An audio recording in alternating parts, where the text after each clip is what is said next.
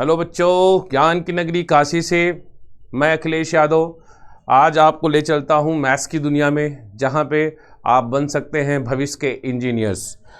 तो बच्चों, मैंने आज अभी तक तो मेरे जो लेक्चर्स थे वो जनरली 11 से रिलेटेड थे, उसका बेसिक कॉन्सेप्ट मैंने बताया था। तो बच्चों का ये कहना था कि सर कर कुछ 12th का जैसे जो सबसे इम्पॉर्टेंट चैप्टर जो होता है, एक आपका रिलेशन, जो कि बहुत कम बच्चों को जनरली समझ में आता है। तो बच्चों ने मेरे से बोला कि सर उस चैप्टर को आप प्लीज़ बना दीजिए, क्योंकि उसमें बड़ी दिक्कत होती है समझने में कि कैसे इसके क्वेश्चन को सॉल्व किया जाता है, कैसे इसको लिखा जाता है।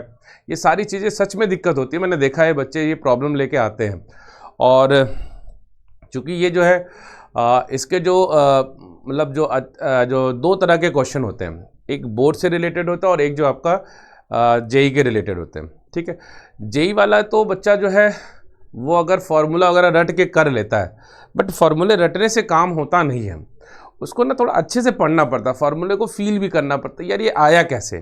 क्योंकि जब आपको वो तरीका पता चल जाता है ना, तो आप उस क्वेश्चन को ईजिली सॉल्व कर सकते हो। तो आज मैं स्टार्ट करता हूँ क्लास 12 का पहला चैप्टर जो है वो है रिलेशन। ठीक है, तो रिलेशन जानने से पहले हम कुछ बेसिक चीज़ें भी जानेंगे। जैसे रिलेशन हमारा जो है, रिलेशन, इस चैप्टर को पढ़ने से पहले हम इस रिलेशन को यूज़ कैसे करते हैं, रिलेशन होता क्या है। देखिए, रिलेशन हमारा जो आम जीवन में क्या होता है कि जैसे हमारा भाई बहन का रिलेशन, माता पिता का रिलेशन, स्टूडेंट टीचर का रिलेशन। तो हम लोग अपने आम जो हमारी लाइफ होती है ना, उसमें बहुत से रिलेशन हमारे पास, दोस्तों का रिलेशन आपस में, दोस्त का रिलेशन हो गया, इसी तरह से बहुत सारे रिलेशन होते हैं, वो सब होते हैं। लेकिन हम मैथमेटिक्स में इस रिलेशन को कैसे दिखाते हैं, कैसे इस मैथमेटिक्स में इस मैथमेटिकल तरीके से इस रिलेशन को रिप्रेजेंट कैसे करते हैं, तो ये सारी चीज़ें आज हम लोग यहाँ पे सीखेंगे। ठीक है, चलिए। तो सबसे पहले रिलेशन जानने से पहले हम जैसे देखिए, जब हम कोई काम करते हैं तो किसी काम को जब हम करते हैं ना, तो उसमें पहले उस काम की हम भूमिका बनाते हैं। यार अगर ऐसे कर लेंगे, ऐसे कर लें, एक प्लानिंग करते हैं। तो प्लान अगर हम कर लेते हैं तो जो भी काम हमको करना होता है ना, वो बहुत अच्छे से होता है। या आप कहीं अगर रफली ऐसे चले गए, आपने कोई प्लान किया ही नहीं दिमाग में, तो वो आपको कॉन्फिडेंट उतना नहीं आता है। तो पहले हम इसकी प्लानिंग करेंगे। रिलेशन जानने से पहले हम रिलेशन से कुछ प्लान्स होते हैं कि रिलेशन आया कैसे, कैसे उससे स्टार्टिंग हुई, क्यों हुआ, ये सारी चीज़ अभी हम लोग यहाँ पे धीरे धीरे सीखेंगे। ठीक है, तो सबसे पहले इस रिलेशन में एक टर्म आपको मिलेगा ऑर्डर पेयर। रिलेशन का एक टर्म आपको मिलेगा ऑर्डर पेयर।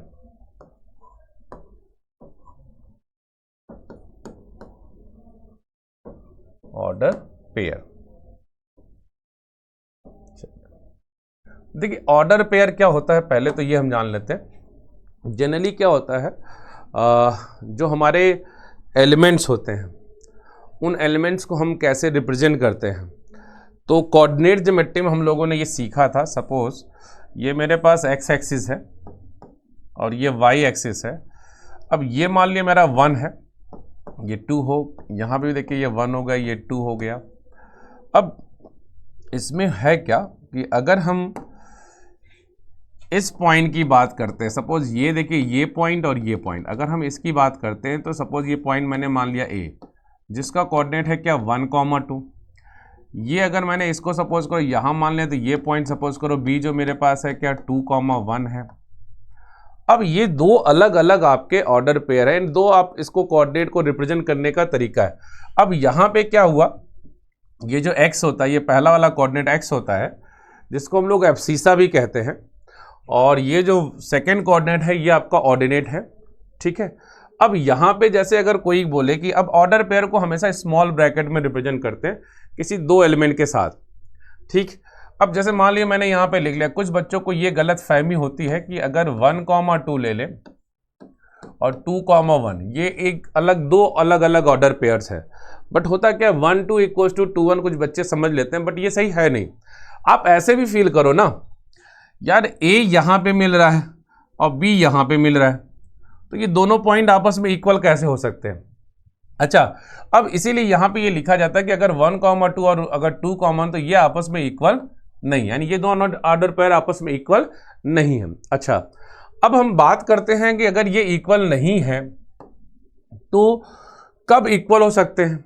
हाँ, ये इक्वल हो सकते हैं, लेकिन उसका एक तरीका है, उसको एक तरीके से हम समझेंगे कि कब इक्वल हो सकता है। अब ये इक्वल कब हो सकता है, जब ये जो आपका 1 हो ना इस 2 के बराबर हो, और ये जो 2 है ना ये इस 1 के बराबर हो। फिलहाल इसमें तो नहीं हो सकता, बट ऐसा कभी कभी हो सकता भी है, जब आप ऐसा लिख सकते हो, जैसे आपने इनमें लिख दिया क्या 1,2 लिख दिया यहाँ पे, और दूसरा भी फिर आपने वही लिख लिया 1,2, अब तो यहाँ इक्वल हो ही जाएगा। सेम पॉइंट पे आपका 1,2 1,2 यानी ये ऑर्डर पेयर आपका इक्वल हो गया। तो बेसिकली अगर देखा जाए ना तो हम ऑर्डर पेयर को इस तरह से रिप्रेजेंट करते हैं, और कहीं भी ये जब अगर हम सेल्फ एलिमेंट होते हैं दोनों, आपका एक्स कोऑर्डिनेट वाई कोऑर्डिनेट अगर दोनों सेम होता है तभी वो ऑर्डर पेयर आपका इक्वल होता है, अदरवाइज वो इक्वल नहीं होता है। ठीक है, इसके बाद हम बात करते हैं सेकेंड नंबर पे। सेकेंड नंबर हमारा जो है वो है कार्टेशियन प्रोडक्ट। अब इसका भी इंपॉर्टेंट है। कार्टेशियन प्रोडक्ट जो होता है, कार्टेशियन प्रोडक्ट,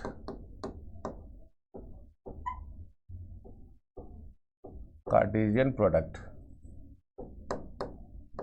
देखिए कार्टेशियन प्रोडक्ट हमारा क्या होता है, हम इस कार्टेशियन प्रोडक्ट में जानेंगे कि ये चीज़ कैसे हम लोग इसको डिफाइन करते हैं। जैसे मान लीजिए, सपोज करिए मेरे पास 2 सेट है। अब एक सेट है मेरे पास ए है, जिसके एलिमेंट क्या है 1 और 2 और 3 है। दूसरा मेरे पास सेट क्या है बी है, जिसके एलिमेंट क्या है 4 और 5 है। ये 2 सेट है मेरे पास। अब इनका कार्टेशियन प्रोडक्ट जो है, इसीलिए हमने पहले ऑर्डर पेयर पढ़ा था कि जो कार्टेशियन प्रोडक्ट होता है उनके एलिमेंट को हम ऑर्डर पेयर के थ्रू दिखाते हैं। जैसे देखिए, मान लीजिए मैंने बोला कि मेरे को ए कार्टेशियन प्रोडक्ट मतलब ए क्रॉस बी। अब जब मैं इसको लिखूंगा तो ये क्या हो जाएगा 1,4 1,5, फिर यहां पे आपका 2,4 and then 2,5, next one is 3,4, फिर एंड 3,5।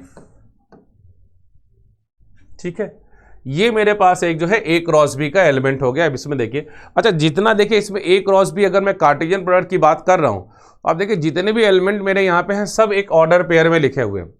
अच्छा, इसमें एक चीज़ और भी आता है कि अगर ये कार्टेशियन प्रोडक्ट तो खैर हमने ये बना लिया, आप इस तरह से भी देख सकते हैं। जैसे मान लिया आपके पास 2 सेट है, सपोज ए है, सपोज ये बी है, इसमें आपके पास एलिमेंट था 1 2 और ये 3, यहाँ पे एलिमेंट आपका क्या था 4 और ये आपका 5 हो गया। तो यहाँ पे जब हम इसको रिप्रेजेंट करते हैं, जैसे 1 का 4 से, 1 का 5 से, 2 का 4 से, 2 का 5 से, 3 का 4 से, 3 का 5 से, ये देखिए यही तो आपका यहाँ पे बना हुआ है। ठीक, अच्छा अब इस चीज़ को देखो बेटा, लोग हम लोग करते कैसे हैं, जैसे हमारे पास ए क्रॉस बी के ये सारे एलिमेंट आ गए। अब इसमें क्या होता है कि पूछता है कि कितने नंबर ऑफ एलिमेंट होंगे। तो अगर हम जैसे हमारे पास ये सेट ए है, तो इसमें ये बोला जाता है ना कार्डिनल नंबर ऑफ ए, तो cardinal number of A is 3। यहां पे बोला जाता है कार्डिनल नंबर ऑफ बी, जो कि आपका होता है 2। तो कार्डिनल नंबर, ये जैसे मैंने अगर ए के एलिमेंट को मेरे को रिप्रेजेंट करना, तो इसको हम बोलते हैं क्या, कार्डिनल नंबर ए। अब कार्डिनल नंबर ऑफ ए का मतलब कि इस ए में कितने एलिमेंट हैं, तो 3 हो गए। यहां पे देखिए कितने एलिमेंट है आपके 2 हो गए। ठीक, अच्छा अब उसी तरह से बोला कि अगर इसमें इतने हो गए तो आप यहां भी देख सकते हो, यहां पे अगर हमारे पास ए क्रॉस बी है तो उसके जो कार्डिनल नंबर ऑफ एलिमेंट होंगे, cardinal number of A cross B, तो वो हमारा हो जाएगा कितना 6 हो जाएगा। अच्छा, अब अगर ये 6 हो गया मेरे पास, तो हम बात करते हैं यहां पे नेक्स्ट जो हमारे पास यहां पे आ जाएगा, हाँ अब इसी तरह से अगर सपोज करिए, मान लीजिए मैंने निकाल लिया है बी क्रॉस ए, मैंने निकाल लिया कि यहाँ पे बी क्रॉस ए, तो बी क्रॉस ए का मतलब ये हो गया कि अगर मैं यहाँ पे एलिमेंट लिखता हूँ तो इस बार ये हो जाएगा 4,1, नेक्स्ट वन इज 4,2,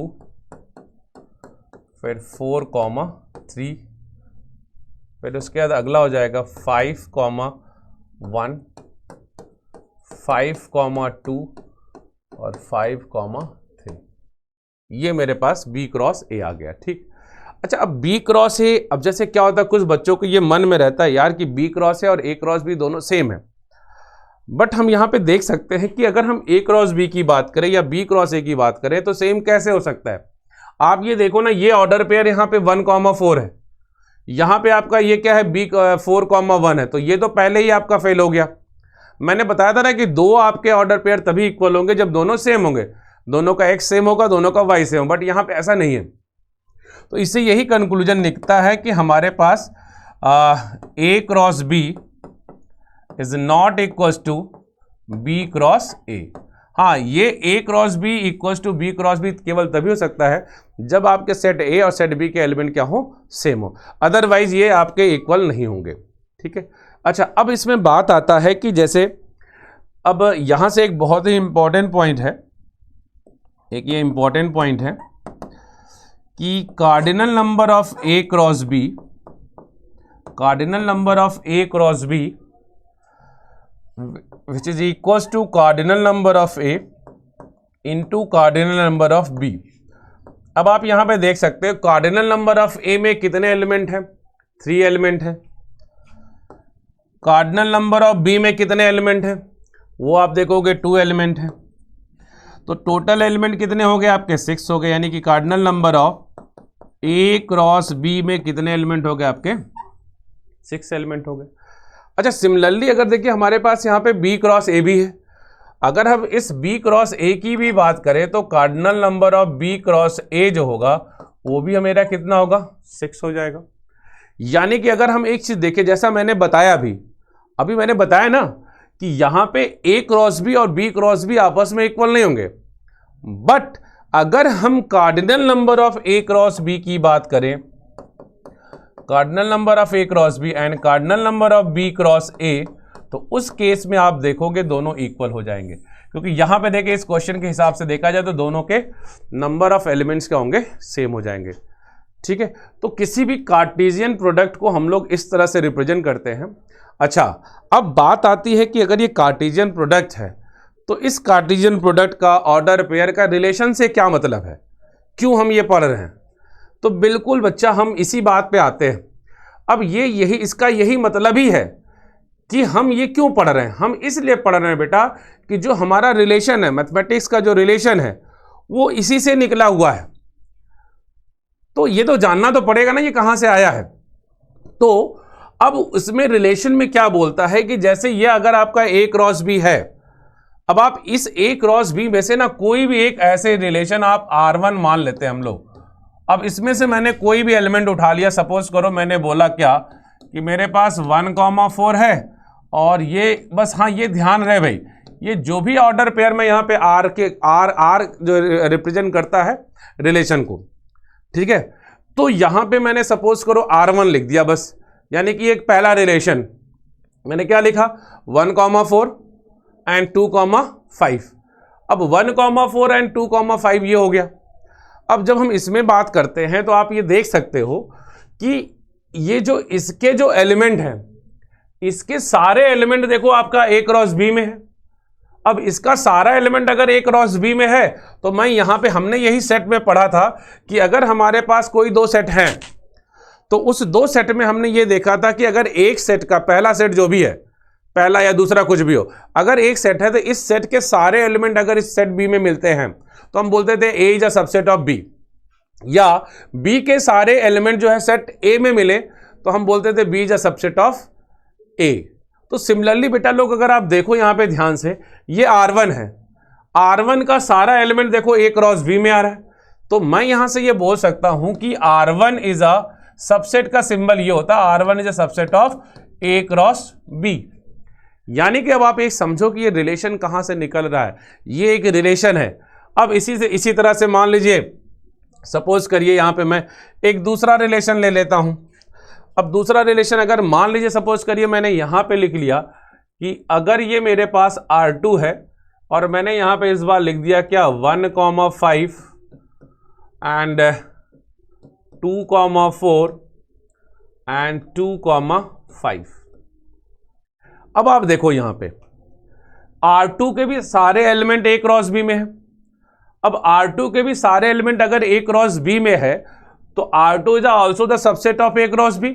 मैं यहां पे ये भी बोल सकता हूं कि R2 is a subset of A cross B। कहने का सीधा सा मतलब है बेटा लोग कि अगर हम इसमें ऐसे ऐसे एलिमेंट, जैसे यहां मैंने ये उठाया, इसको मैंने यहां पे ये उठा लिया, अब ये हम देख रहे हैं ये अलग अलग तरह के हमारे रिलेशन बन रहे हैं, तो इसका मतलब यही समझ में आता है कि जो एक रिलेशन होगा, relation is a subset of A cross B। यानी रिलेशन देखो आपका कुछ जो भी होगा वो A क्रॉस B के ही एलिमेंट के पार्ट का ही होगा। तो इसलिए रिलेशन हमारा जो होगा, इससे यही कंक्लूजन निकला कि R means relation is a subset of A cross B। अच्छा, अब यहां बोल रहा है subset of A cross B, तो जब हम subset of A cross B की बात करते हैं तो इसका मतलब ये हो सकता है रिलेशन हमारा A क्रॉस B से छोटा भी हो सकता है, रिलेशन हमारा A क्रॉस B के इक्वल भी हो सकता है, दोनों बातें हो सकती है। तो उसी को तो हम लोग डिफरेंट टाइप्स में पढ़ेंगे अभी, ठीक है। चलिए, अब जैसे अभी ये आ गया, अब जैसे इसी में कोई पूछ दे भाई टोटल नंबर ऑफ रिलेशन कितने होंगे, तो टोटल नंबर ऑफ रिलेशन आपके कितने बनेंगे। जैसे मान लीजिए अब यही था, मेरे पास यही था, सेट A था, इसमें एलिमेंट 1, 2, 3 था। सेट B था, इसमें मेरे पास एलिमेंट था 4, 5 था। इसमें ऐसे कितने रिलेशन बनेंगे। तो हम पहले एक जनरल, इसको एक पॉइंट नोट में आप लोग लिख लीजिएगा, पहले हम इसको डिराइव कर लेते हैं कि इसका क्या मतलब होता है। जैसे मान लीजिए मेरे पास सेट A है, इसमें एलिमेंट है 1, 2, 3, 4 डैश, इसमें आपके m एलिमेंट हैं। सेट B ले लेते हैं, सेट B में 1, 2, 3, 4, 5 डैश n, इसमें मैंने n एलिमेंट ले लिया। तो टोटल अगर देखा जाए तो मेरे पास A क्रॉस B में कितने एलिमेंट हो जाएंगे, ये mn एलिमेंट हो जाएंगे, क्योंकि अभी हम लोगों ने फॉर्मूला पढ़ा था। क्या पढ़ा था बेटा लोग, यही पढ़ा था कि कार्टेशियन प्रोडक्ट में जो आपका है cardinal number of A cross B that will be equals to cardinal number of A into cardinal number of B। तो ये तो देखो आपका क्या हो गया, ये m हो गया, ये आपका n हो गया, यानी कि इसमें टोटल नंबर ऑफ एलिमेंट कितने हो गए, n हो गए। तो ये तो कार्टेशियन प्रोडक्ट में हुआ, बट हमें बात करना है कि हमारे पास इसमें टोटल नंबर ऑफ रिलेशन कितने होंगे। तो ये हो जाएगा हमारे पास total number of relation will be equals to 2 की पावर mn। ये फाइनल फार्मूला है। अगर आपके पास दो सेट हैं और दोनों सेट के एलिमेंट अगर डिफरेंट हैं तो उसमें टोटल नंबर ऑफ रिलेशन बनेगा जो वो 2 की पावर mn। यानी कि कहने का मतलब ये, जितने आपके पास कार्टेशियन प्रोडक्ट जो आप A क्रॉस B बनाओगे उसमें जितने नंबर ऑफ एलिमेंट होंगे 2, वही पावर जो होगा 2 का होगा। यानी कि अगर हम यहाँ से देखें तो अगर हम इस एग्जाम्पल की बात करें, तो इस एग्जाम्पल में अगर हम बात करें तो यहाँ पे जो हमारे पास टोटल नंबर ऑफ रिलेशन जो हो जाएगा that will be equals to 2 की पावर 3 इंटू 2, यानी कि हमारा आंसर हो जाएगा 2 की पावर 6। तो 2 की पावर 6 यानी कि कुल मिला के आपके 64 रिलेशन बनेंगे। अब देखो आप 2 की पावर 64 रिलेशन इसमें छुपा हुआ है सब। अब मैंने जैसे एक एक करके अभी पिछले एग्जाम्पल में मैंने कुछ बनाए थे, ये जैसे मैंने एक R1 बनाया था, इसी तरह से मैंने एक R2 बनाया था, ऐसे हम कुल मिला के 64 रिलेशन बना सकते हैं। ठीक है, चलिए आगे बढ़ते हैं। फिर इसी में हम बात करते हैं, जैसे एक छोटा सा टॉपिक और इसी में है, डोमेन, कोडोमेन और आपका रेंज क्या होता है। ठीक है, तो अगर हम बात करते हैं यहाँ पे domain, codomain and range, domain, codomain and range. अब देखिए डोमेन की अगर हम बात करते हैं, जैसे मेरे पास यही सेट था, सेट ए में एलिमेंट क्या थे 1, 2, 3। मान लेते हैं मेरे पास सेट बी है, इसमें जो एलिमेंट मेरे पास है वो है 4 5 6 7 8, ऐसा कुछ मेरे पास एलिमेंट है। अब मैं यहाँ दो सेट बना लेता हूँ,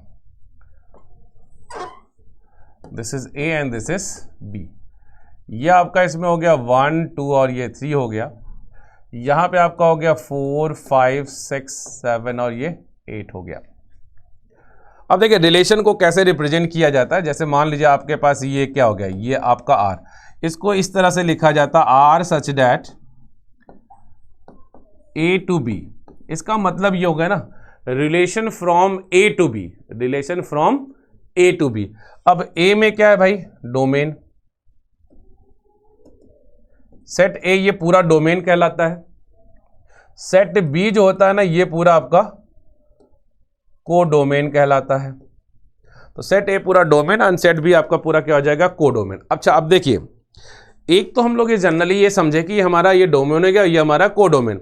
अब यहां देखिए ना, अगर हम यहां पे बात करें तो सपोज करो मैंने बोला कि 1 का रिलेशन 6 से है, 3 का रिलेशन 4 से है, 2 का रिलेशन 8 से है। अब अगर मैं इसमें जो रिलेशन बनाऊंगा तो वो रिलेशन जो मेरा बनेगा वो रिलेशन कुछ इस तरह से बनेगा, 1,6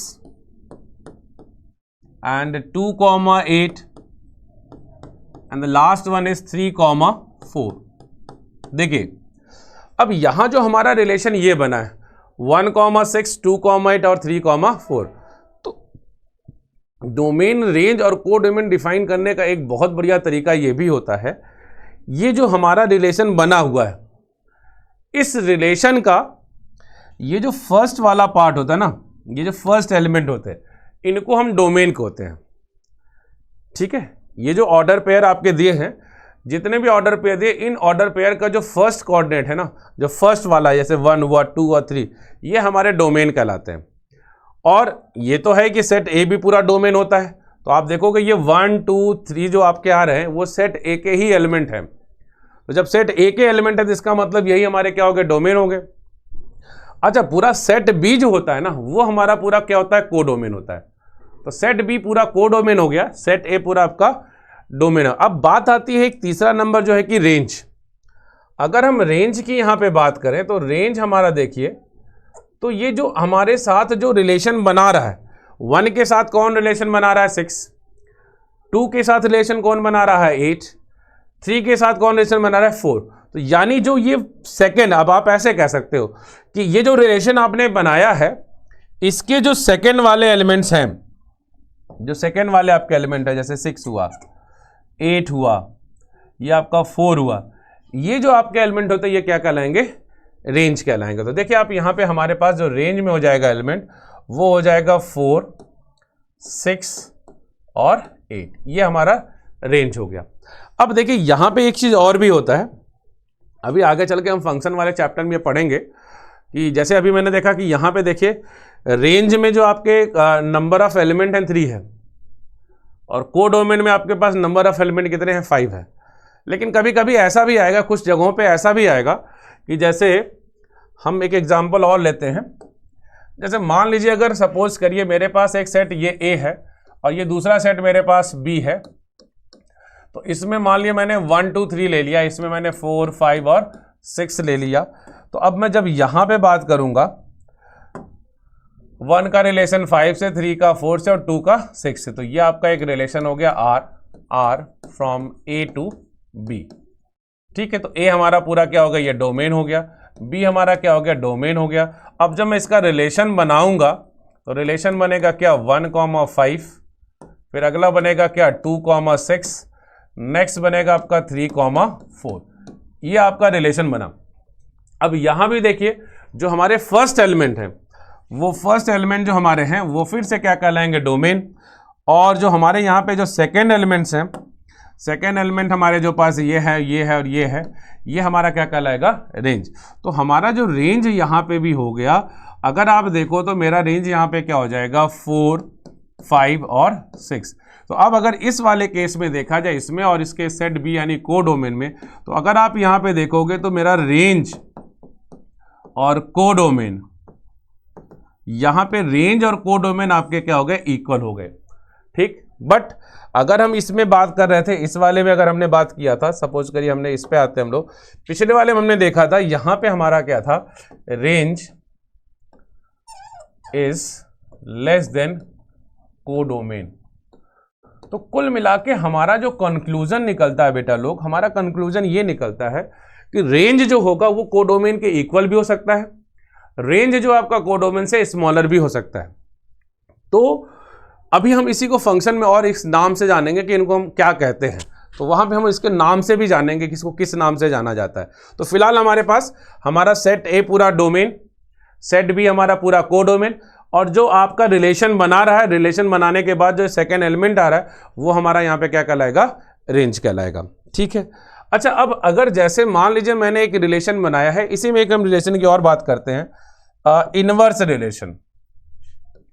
अब अगर मैं इनवर्स रिलेशन की बात करता हूं, इनवर्स रिलेशन, देखिए अब जैसे आपका आर ये है, अब आर अगर ये है, यहां पे आप ये देख सकते हो इस रिलेशन में, अगर मैं देखूं कि अगर मेरे पास ये है आर ए कॉमा बी है, सच दैट, अब इसमें देखिए जो ए बिलोंग कर रहा है वो सेट ए का एलिमेंट है, एंड बी जो बिलोंग कर रहा है वो सेट बी का एलिमेंट है। इस तरह से उसने रिलेशन को डिफाइन किया। भाई ये जो पहला एलिमेंट आपका है वो तो देखिए ये ए वाला जो पहले टर्म्स है ये सब क्या है, आपके फर्स्ट वाले जो टर्म है वो सेट ए के एलिमेंट है। अब मान लो मैंने सपोज करो यही ले लिया, ये मेरे पास 1 होगा, ये 5 होगा एग्जाम्पल के तौर पे, तो ए तो आपका 1 हुआ, ए 1 हुआ तो वो किसका हुआ, सेट ए का हुआ। अब बी के प्लेस पे 5 है तो बी किसका हो जाएगा, सेट बी का एलिमेंट हो जाएगा। अच्छा, जब हम इसके इनवर्स की बात करेंगे तो अब देखिए होगा क्या, इनवर्स को हम इस तरह से रिप्रेजेंट करते हैं। तो जब हम इसको इस तरह से रिप्रेजेंट करते हैं तो हमारे पास अब ये हो जाएगा, जैसे ये क्या था 1,5 था, तो ये अब हो जाएगा क्या 5,1, फिर यहां पे आपका आ जाएगा ये 6,2, और फिर यहां पे आपका आ जाएगा 4,3। तो अब अगर हम इस रिलेशन आर इनवर्स को अगर हम डिफाइन करें तो ये क्या होगा, B comma A such that, अब अगेन देखिए ये जो बी का जो एलिमेंट है, अब यहां पे बी वाले एलिमेंट किसके हो जाएंगे, सेट ए के हो जाएंगे, और ए का जो एलिमेंट है यानी कि अब हमारे पास बी ये वाला पार्ट हुआ, तो ये तो देखो आपका वही रहा, आपका बी वाला जो पार्ट एलिमेंट यहाँ पे किसमें, अब भी देखिए यहाँ पे क्या, जैसे मान लीजिए मैंने इसको ले लिया क्या 5,1 ले लिया, तो अब देखिए 5,1 लिया, तो ये 5 जो है ना इसको, हाँ यहाँ पे ये गलत हो गया, इसको आप कर लीजिए बी, और फिर आप ए देखिए, ए अगेन आपका क्या रहा, सेट ए का ही एलिमेंट रहा, ठीक है। तो इनवर्स में बस क्या हो जाएगा, ये जो आपके ऑर्डर पेयर हैं वो बस आपके रिवर्स हो जाएंगे, ठीक है। अच्छा, अब इसमें ये एक चीज और भी होता है, इनवर्स और नॉर्मल रिलेशन में क्या होता है, अब अगर आप यहां देखें इसका जो डोमेन ऑफ आर है, तो डोमेन ऑफ आर आपका कितना है 1 2 3 है, रेंज ऑफ आर कितना आपका है, यहां पे आपके पास क्या है 4 है, 5 और 6 है। अब अगर मैं यहां पे बात करूं डोमेन ऑफ आर इनवर्स, तो डोमेन ऑफ आर इनवर्स आप देखोगे तो क्या हो जाएगा 5 6 और ये 4 हो जाएगा, या 4, या आप इसे ये भी लिख सकते हैं, सेट्स में ऐसे लिखा जाता है 4, 5, 6। और अगर मैं ये कहूं रेंज ऑफ आर इनवर्स, तो रेंज ऑफ आर इनवर्स हमारे पास यहां पे हो जाएगा 1, 2, 3। तो आप अगर आप कंपेयर करिए, ये जो डोमेन ऑफ रिलेशन का था 1 2 3, अब यहां पे देखिए ये आपका इसका डोमेन और इसका रेंज आपस में इक्वल हो गया, यानी कि ये डोमेन जो था वो अब आपका क्या बन गया, रेंज बन गया इनवर्स में, जो आपका रेंज था अब वो आपका क्या बन गया, यहां पे डोमेन बन गया। तो इनवर्स रिलेशन में एक ये भी डिफरेंट आएगा, जो डोमेन था वो रेंज बन जाएगा, जो रेंज था वो आपका डोमेन बन जाएगा, ठीक है। चलिए अब इसके बाद हम बात करते हैं, ये हमारे पास बेसिक चीजें थी, अब हम थोड़ा सा आगे बढ़ते हैं, इसमें हम बात करते हैं फिर नेक्स्ट जो हमारा है, इसके बाद अगर हम इसकी बात करें तो हमारे पास नेक्स्ट वाला पार्ट जो है, अब आते हैं स्पेशली हम रिलेशन का, जो अभी तक तो हम दो ऐसे सेट के बारे में पढ़ रहे थे, दोनों आपके डिफरेंट हुआ करते थे, अब हम बात करते हैं यहां पे रिलेशन में बाइनरी रिलेशन। देखिए जो हमको चैप्टर पढ़ना है ना वो टोटली हमें पढ़ना है क्या, बाइनरी रिलेशन। वो तो मैंने आपको बताया कि कहाँ से रिलेशन आया है, कैसे आया है, क्यों ये रिलेशन बना है, ये सारी चीज़ हम लोगों ने वहाँ पे सीखा। अब बाइनरी रिलेशन क्या होता है? बाइनरी रिलेशन का मतलब यहाँ पे ये है कि आपका एक सेट जो होगा, दूसरा जो भी आपके रिलेशंस वगैरह बनेंगे वो दूसरे इटसेल्फ एक ही सेट से बनने वाले हैं। ठीक है, अब जैसे मान लीजिए सपोज करिए मैंने एक सेट लिया ए, अब इसके एलिमेंट क्या हो गए 1 2 3 हो गए। अब दूसरा भी मेरे पास जो सेट होगा ना वो भी क्या होगा 1 2 3 हो जाएगा। अब हम यहां पे निकालेंगे ए क्रॉस ए, ठीक, यानी कि Cartesian product of self set. ठीक, अब इसको आप निकालोगे तो यहां पे क्या जाएगा आपका 1, 1, फिर 1, 2, इसी तरह से 1, 3, फिर 2, 1, 2, 2, 2, 3 and then 3, 1, 3, 2 और 3, 3। ये हमारे पास बन गया ए क्रॉस ए। चलिए अब हम बात करते हैं, ये रिलेशन हमारा बाइनरी रिलेशन, यानी कि हमें जो अब स्टडी करना है क्लास 12 के भी आपसे अगर देखा जाए तो हमें जो स्टडी करना है वो बाइनरी रिलेशन का ही करना है। ठीक है, अब बाइनरी रिलेशन का इसमें अगर आपको स्टडी करना है तो उसमें अब देखिए यहां भी वही बात आएगा कि इसमें टोटल नंबर ऑफ रिलेशन कितने बनेंगे। भाई ए क्रॉस है तो मैंने मान लो ये एग्जांपल ले लिया, लेकिन अगर सोचो ऐसे कि अगर मेरे पास ऐसा हो कि 1 2 3 डैश डैश, इसमें भी एन एलिमेंट, और दूसरा वाला भी अगर आप ले लोगे तो वो भी क्या होगा 1 2 3 डैश डैश डैश, इसमें भी एन एलिमेंट। तो अब अगर मैं यहां पे ए क्रॉस ए की बात करूंगा तो इसमें टोटल नंबर ऑफ एलिमेंट कितने हो जाएंगे, वो हो जाएगा, क्योंकि देखिए उसमें पढ़ते थे हम लोग क्या, Cartesian product of A cross B that will be equal to Cartesian of cardinal number of A into cardinal number of B. तो अब यहाँ पे कार्डिनल नंबर ऑफ ए में भी n element, cardinal number of B में भी कितने हो जाएंगे एन एलिमेंट, यानी कि यहाँ पे हमारे पास जो टोटल नंबर ऑफ एलिमेंट कितने हो जाएंगे एन स्क्वायर हो जाएंगे। अच्छा, अब ये तो टोटल नंबर ऑफ आपके पास एलिमेंट हो गए, तो यहाँ पे जब जैसे वहां पे एलिमेंट होता था एम एन, तो यहां से हमें ये समझ में आता है कि मेरे पास जो होगा टोटल नंबर ऑफ जो रिलेशन होंगे अब वो आपके पास हो जाएंगे, total number of relation equal to हो जाएगा 2 की पावर n स्क्वायर। देखिए जब आप डिफरेंट सेट की बात करते हैं तो वहां पे टोटल नंबर ऑफ रिलेशन क्या होता है 2 की पावर mn होता है। अब जब आप सेम सेट की बात करते हैं तो वहां पे जो आपका टोटल नंबर ऑफ रिलेशन क्या हो जाएगा 2 की पावर n स्क्वायर। यानी कि अगर मैं इस एग्जांपल की बात करूं तो यहां पे मेरे पास टोटल नंबर ऑफ रिलेशन की अगर मैं बात करूं तो ये हो जाएगा 2 की पावर n स्क्वायर, का मतलब हो जाएगा क्या 3 का स्क्वायर, यानी कि ये बनेंगे आपके क्या 2 की पावर 9। अब सोच लीजिए कितने बनने। ठीक है, तो इस तरह से बेटा हम लोग इस चीजों को समझते हैं। ठीक है, अब इसके बाद देखिए ये आपका जो अभी तो बाइनरी रिलेशन स्टार्ट हुआ है, अब इसमें कितने टोटल नंबर ऑफ रिलेशन होंगे ये हमने जाना। अब इसमें हम आते हैं इसके टाइप्स ऑफ रिलेशन में। अच्छा, टाइप्स ऑफ रिलेशन की जब हम बात करते हैं तो हम अब ये अगले लेक्चर में पढ़ेंगे हम लोग, क्योंकि अभी ये बस बेसिक पार्ट था आज का। अब जब इसमें टाइप्स ऑफ रिलेशन की बात करेंगे तो उसमें क्या क्या होता है, वाइड रिलेशन क्या होता है, यूनिवर्सल रिलेशन क्या होता है, आपका आइडेंटिटी रिलेशन क्या होता है, रिफ्लेक्सिव रिलेशन क्या होता है, ये सारी चीज़ें रिफ्लेक्सिव रिलेशन में कैसे डिफाइन करते हैं, उसमें total number of reflexive relation कितने बनेंगे, total number of symmetric relation कितने बनेंगे, ये सारी चीज़ें हम लोग जो है अगली क्लास में पढ़ेंगे। ठीक है, तो बहुत बहुत शुभकामनाएं बच्चा लोग, आप लोग लेक्चर को देखते रहिए और लेक्चर को देख के बेटा लोग इसको रियल में, इसको सच में अच्छे से पढ़ाई करो, आप चीज़ों को देखो कैसे बन रहा है, डेफिनेशन के साथ विद एग्जांपल मैं ये सारी चीज़ें बता रहा हूँ, बहुत डिटेल में बता रहा हूँ, सारी चीज़ें अच्छे से सीखो, क्योंकि ये जो चैप्टर है ना थोड़ा सा लेंदी होता है, बट एकदम टेंशन नहीं लेना, क्योंकि ये इस तरह से अभी बताया जाएगा ना कि आपको एकदम अच्छे समझ में आएगा और इवन लिखने का तरीका भी आपको आ जाएगा। चलिए ठीक है, तो फिर हम अगली क्लास में मिलते हैं। ओके, गुड बाय बच्चों।